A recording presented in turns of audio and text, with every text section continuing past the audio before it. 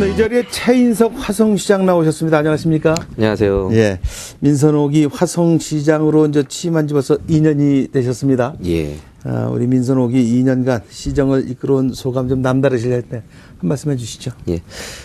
낮은 자세로 시민과 소통하며 화성의 미래를 위해 밑거름이 되고자 나선 길이었었습니다. 무엇보다 시장으로서의 모든 권위를 내려놓고 욕심을 버리고 진정 시민을 위해 하는 것이 무엇인지 고민하고 해결점을 찾기 위해 지내다 보니 벌써 임기의 반이 지났습니다.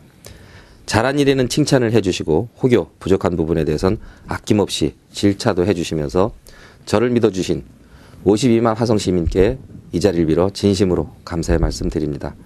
화성시의 대표사원, 대표 시민으로서 초심을 잃지 않고 시민을 위해 화성의 발전을 위해 시민들과 함께 한 걸음 한 걸음 나아가고자 합니다.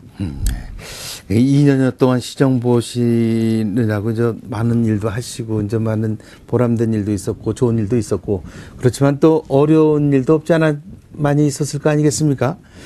시정을 펼치면서 지금 뭐 특별히 생각나는 일 뭐 이런 것들이 혹시 있으십니까? 예, 그 어려움이라기보단 처음엔 취임하고 나서 공무원과의 그 조직 문화, 정확히 말하면 시장 한 사람의 인사권과 재정권 등 모든 권한이 집중되어 있는 것에 대해서 많이 놀랐습니다. 그 당시 화성의 재정 문제가 아주 심각했었는데요.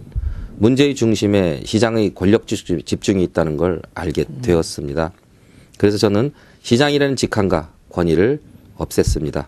시장이 아니라 화성시의 발전을 위해 노력하는 대표사원, 시장이 아니라 시민의 한 사람으로서 대표 시민이라는 생각으로 직원들과 협의하고 시민들과 소통하는 시정을 운영하고 있습니다. 네. 지금 방금 말씀하셨는데 우리 시장님 취임 초에 재정 문제가 상당히 화성시에서 심각하지 않았습니까? 예, 맞습니다. 참 어려움을 겪은 것으로 알고 있는데 어떻습니까? 지금 많이 나아졌습니까? 지금은 어떻습니까? 예, 우리 화성시는 무한한 성장 잠재력으로 전국에서 가장 빠르게 성장하고 있습니다. 또한 지역 경쟁력 1위의 도시답게 1년 예산이 1조 원이 넘어섰으며 해마다 재정 규모도 증가하고 있는 도시입니다.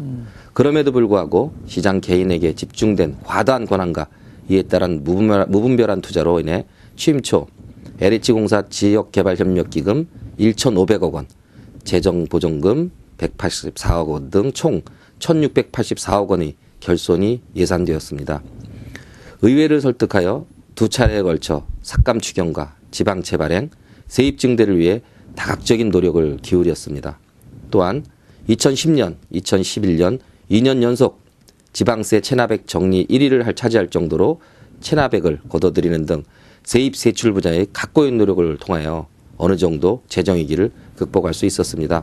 앞으로도 재정 건전화를 위해 고정적인 월급으로 살림살이 하듯이 시민들을 위한 사업을 우선순위로 선택과 집중을 통해 반드시 필요한 곳 위주로 예산을 배정할 계획입니다. 네. 2년 동안 참 각고의 노력을 많이 했다 이렇게 보여집니다.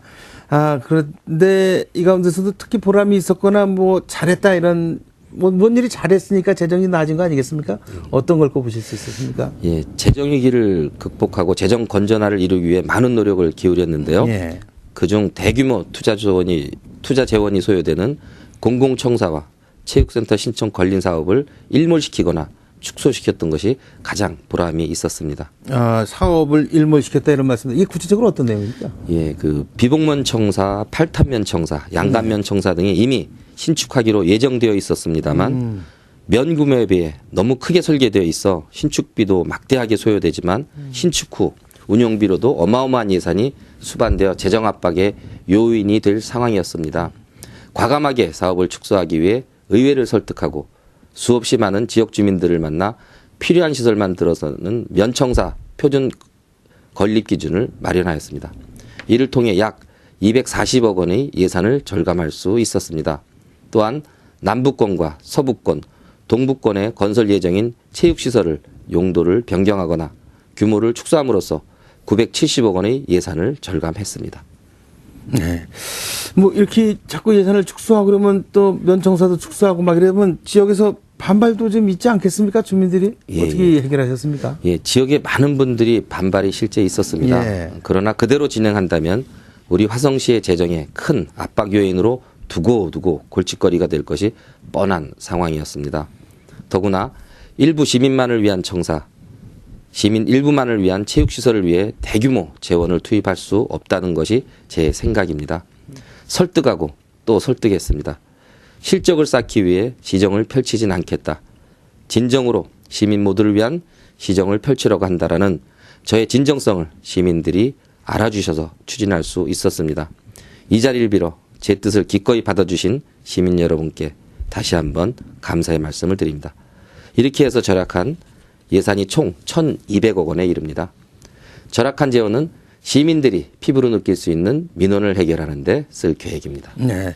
시민들과 진정성을 갖고 소통한 게 시민들을 감동시키고 설득을 할 수 있었다. 이제 이런 말씀인 것 같습니다. 그러니까 이게 결국은 이제 재정 압박에서 벗어나는 지름길이 되고 이렇게 된 거네요. 그러니까.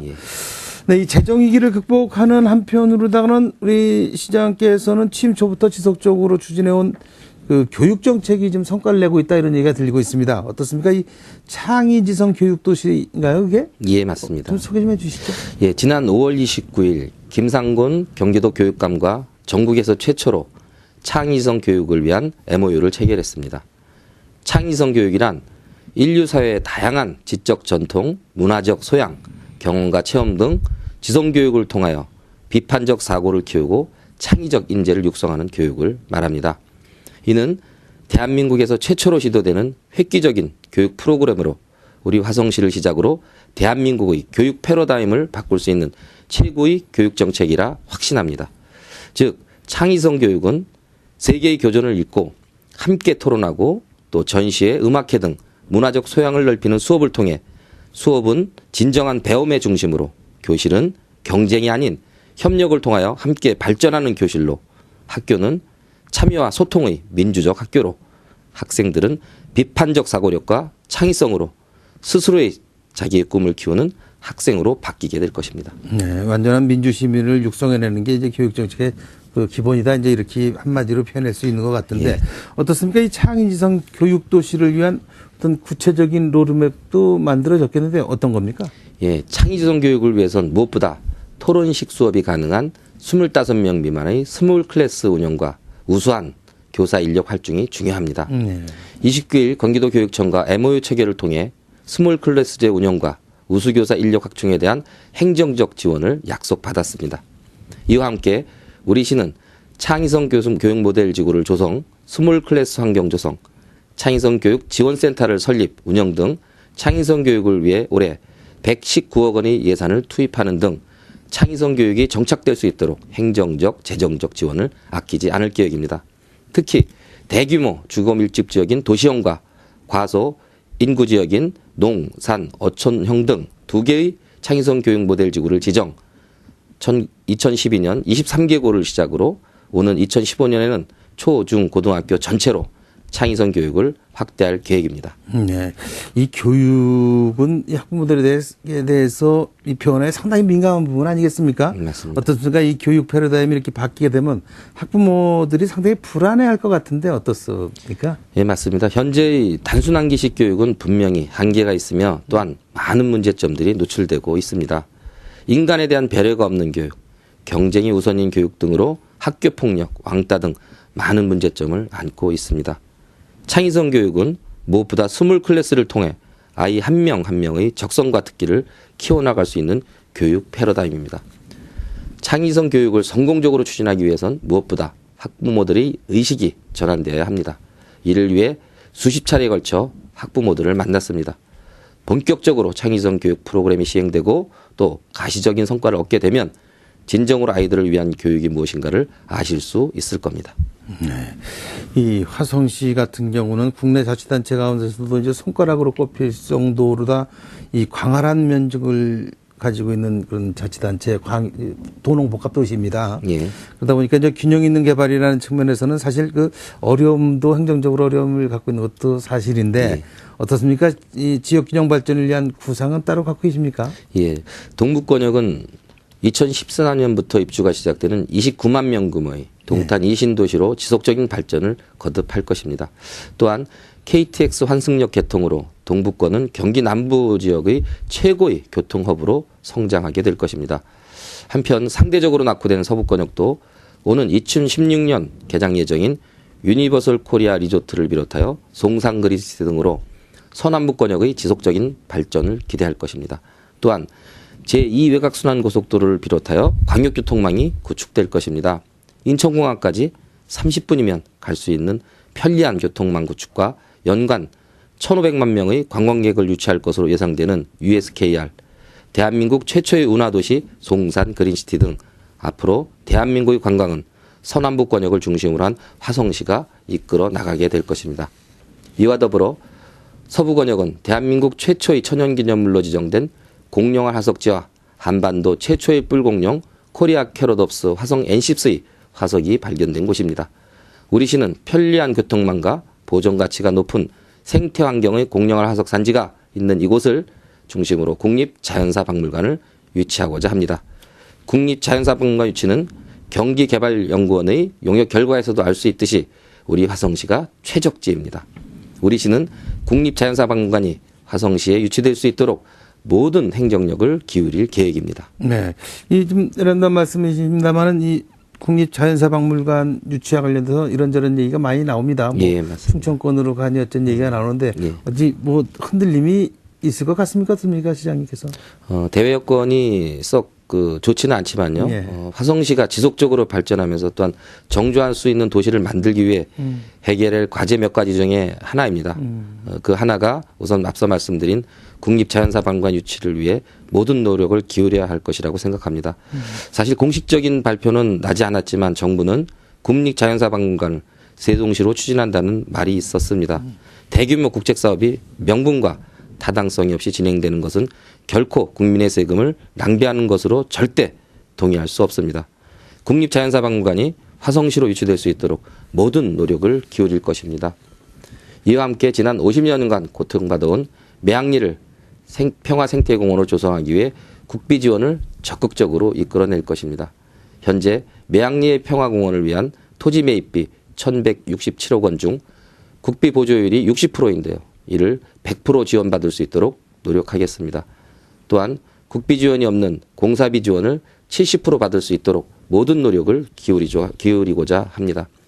이 밖에도 난개발 방지를 위해 오는 2014년까지 비도시형의 효율적인 관리 방안 마련, 경관관리계획 조기 수립, 제조업소의 효율적인 관리 등 난개발 방지를 위한 종합대책을 수립, 시행해 나갈 계획입니다.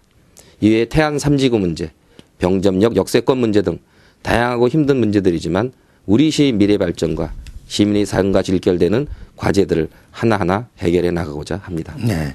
이제 임기가 2년 정도 남으셨는데 해야 할 일이 참 많으신 것 같습니다. 예, 너무 하나하나가 전부 다 시민들과 다 밀접한 관계가 있는 거 아니겠습니까? 예, 중요한 현안들이라 예. 최선을 다해 볼까 합니다. 네. 우리 최인석 시장께서 보시는 화성시의 미래상, 그럼 과연 어떤 겁니까?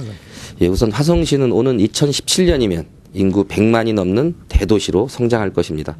서쪽으로는 유니버설 코리아 리조트, 대한민국 최초의 운하도시인 송산 그린시티가 들어서며 대한민국 최고의 관광도시로 발전할 것입니다.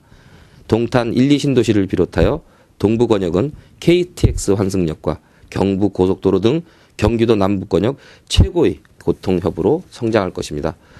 우리 시의 미래상은 최고의 교육도시, 최고의 관광도시, 그리고 국립자연사박물관이 있는 연구도시로 탈바꿈될 것입니다. 그러나 무엇보다도 대한민국에서 최고의 교육환경을 자랑하며 아이 키우기 좋은 도시, 즐거움의 배움이 있는 도시로 성장할 것입니다.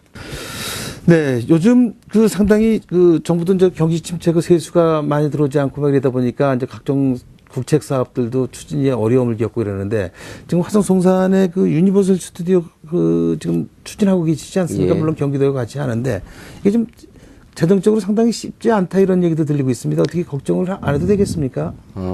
그 큰 사업을 하는데 어찌 전혀 문제가 없게 예. 하겠습니까? 예. 몇 가지 문제가 있긴 하지만 오늘 정부에서도 발표가 있었죠. 예. 적극적으로 관광개발 사업에 추진을 하겠다라고 우리 USKR 문제를 직접 겸용하면서 정부에서 입장 표명을 해주었습니다. 예.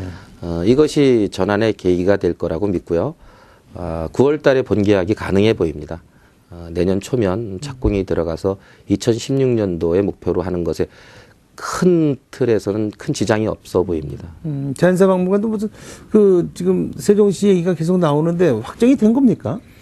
아마도 정치적인 고려가 있었다고 보여집니다. 그럼에도 불구하고 모든 여건이 제가 그런 소리를 가끔 했는데요. 예.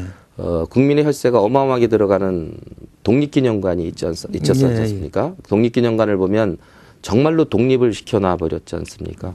아주 독립이 돼버려서 아무도 찾아가지 않는 그런 그 국보가 낭비된 일들의 선례가 있는데요. 이번 건도 마찬가지입니다. 화성은 인구 2,500만이 1시간이면 올 수 있는 곳, 인천공항에서 30분이면 다다를 수 있는 이곳에 코리안 캐럿옵스 화성 N10수의 유적이 있고 1억 1000년 전에 백악기 시절에 공룡할 화석지가 있는 이곳이야말로 국립자연사박물관의 경쟁력의 최적지라고 판단하고 아마 정부에서도 이런 전체적인 문제를 고려해 줄 거라고 믿습니다. 이 화성으로 이 자연사박물관이 오는 거는 뭐 정치적 판단이 아니라 최적지이기 때문에 온다 이제 이런 물론입니다. 말씀이시죠. 뭐 당연히 오실 거다 이렇게 믿고 계신 것 같습니다. 최선을 다하고 모든 노력을 경주할 생각입니다. 네.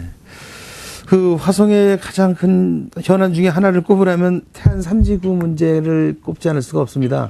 지금 계속해서 수년 동안 좀 해결을 못 하고 있는데 어떻게 해결의 실마리를 볼 수 있는 뭐 좀 없습니까? 이미 현 대통령님의 100대 공약에도 들어가 있습니다. 그 효테마공원으로 개발해서 효 문화를 계승 발전시켜 나가겠다라는 뜻으로 100대 공약에 들어가 있는데 안타깝게도 예산상의 문제로 실행이 되지 못한 안타까움이 있습니다. 작년에 초장지를 발견했죠. 정조대왕의 효심으로 사도세자를 왕릉으로 일반인을 왕릉으로 만들어서 육릉을 짓고 당신이 돌아가셔서 사도세자 발밑에 구릉지에 묻히셨던 죽어서도 아버님을 모시겠다는 그 효심이 있는 초장지를 작년에 발견했습니다. 후세에 효의황후가 돌아가시고 합장하다가 신하들이 이 정조대왕 같은 대왕이 이런 구릉지에 묻혀서 안 되겠다 해서 다시 만든 게 건능이죠. 그런 스토리텔링이 있는 초장지를 작년에 발견해냈습니다. 올해는 더 깊은 일이죠. 7번째 여유주가 있는 만년재를 발견해냈습니다. 이제 거의 다 복원이 가능해 보입니다. 세계문화유산이고 또 우리 후세가 전국에도 없는 유일하게 있는 효에 대한 가장 강력한 테마가 있는 정조대왕의 유적지가 있는 곳을 무조건적인 개발은 결코 지양해야 된다고 봅니다. 100% 개발 안 할 수는 없지만 합리적인 개발 또 우리 후세가 보고 배울 수 있는 유산으로서 지켜지는 게 마땅하다고 보고요. 총력을 다할 생각입니다. 우리 신임 대통령 후보님에게도 이 사업에 대해서 강력히 건의드리고 공약 사업을 만들고 새로 들어서는 대통령이 어느 분일지 모르겠지만 전 문화 대통령이 되길 강력히 희망하고 그런 의미면 이미 토지 보상이 다 일어났기 때문에 적절한 개발만 승인이 된다면 아주 좋은 수원 화성과 더불어 용사 윤건능 사도세자 이런 부분들의 효가 세계적으로 최고의 효 공원이 될 수 있을 거라 저는 확신합니다. 최고의 정권자의 의지만 남았다 이렇게 보시면 되겠군요. 맞습니다. 예. 한 가지만 더 여쭙겠습니다. 이 뭐 수도권에 위치한 모든 도시의 공통된 문제가 바로 교통 문제 아니겠습니까? 특히나 이제 화성 같은 경우에 이제 워낙에 광활하다 보니까 여러 가지 교통 문제가 있는데 신도시를 중심으로 한다면 뭐 동탄이라든지 또 바란 향남 이쪽에서 이 광역교통망에 대한 얘기들을 많이 주민들이 하시는 것 같습니다. 어떻게 그 광역교통 어려움을 겪고 있는데 교통난 문제를 어떻게 좀 생각하고 계십니까? 예, USKR의 유치가 대부분의 큰 문제를 해결할 수 있을 거라고 봅니다. 철도망만 해도 원시송산간 도로가 거쳐 지나갈 예정이고요.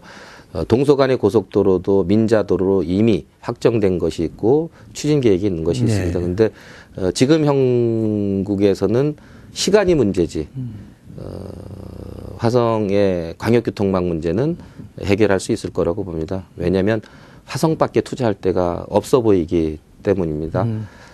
남북 간의 광역교통망은 거의 확보되어 있습니다. 내년 3월이면 시흥 평택간 제2서해안 고속도로가 지나가게 되죠. 또 제1서해안 고속도로가 이미 나 있고요. 의왕 가천 라인이 우리 화성을 관통해 지나가고 일본 국도가 지나가고 있고요. 경부 고속도로가 지나가고 있습니다. 남북도로의 광역교통망은 거의 확보되어 있는 상황입니다. 동서 간의 도로가 늦게는 2020년, 빠르게는 2017년까지 나갈 수 있을 거로 보입니다. 그것이 UXKR이 확정되면 아마 조기에 착공될 수 있을 거라 기대합니다. 네, 도로망도 그렇고 이제 그 대중교통망도 좀 많이 좀 생각을 따로 하고 계십니까? 좀. 우선은 인구가 작은 지역에 너무 광활하게 분포되어 있는 부분들에 대한 고려를 전혀 안 할 수는 없죠. 마을버스나 또 준공영제 등을 실행함으로써 그 문제는 해결할 생각을 합니다. 큰 틀에서 화성은 몇 군데 중점 도시로 개발해야 될 거로 믿습니다. 동북 권역의 동탄 신도시, 또 병점 역세권을 위시한 구태안 권역, 또 봉담 신도시, 그렇죠. 향담 신도시, 또 송산 그린시티, 남양 뉴타운, 이런 권역별로 교통망을 재수립해 나가면 큰 틀에서의 문제는 해결할 수 있을 거라고 생각됩니다. 네. 이 말씀 참 들을 말씀 많습니다. 화성에 워낙에 현안들이 많고 그래서 예정된 시간이 다 돼가고 있습니다. 끝으로 우리 마무리 인사 삼아서 화성 시민 그리고 우리 청취자 여러분들께 인사 말씀 남겨주시죠. 예, 감사합니다. 화성시는 무한한 성장 가능성과 잠재력을 갖고 있습니다. 대한민국 100만 이상의 대도시로 성장할 것입니다. 대한민국 최고의 교육도시로 성장해 나갈 것입니다. 최고의 관광도시로 성장해 갈 것입니다. 이 모두를 포함해 시민들 모두가 화성시민이라는 자긍심을 가질 수 있도록 한 걸음 한 걸음 내디뎌 나가겠습니다. 제 딸이 커서 이곳에서 태어나고 자랐다는 것이 자랑스러워하고 제 딸이 자신의 아이에게도 자랑스럽게 고향으로 물려줄 수 있는 도시를 만들고자 합니다. 네. 이 마지막 말씀이 강한 임팩트가 있는 것 같습니다. 네, 지금까지 최인석 화성시장과 말씀 나눴습니다. 최인석 시장님 오늘 말씀 고맙습니다. 예, 고맙습니다.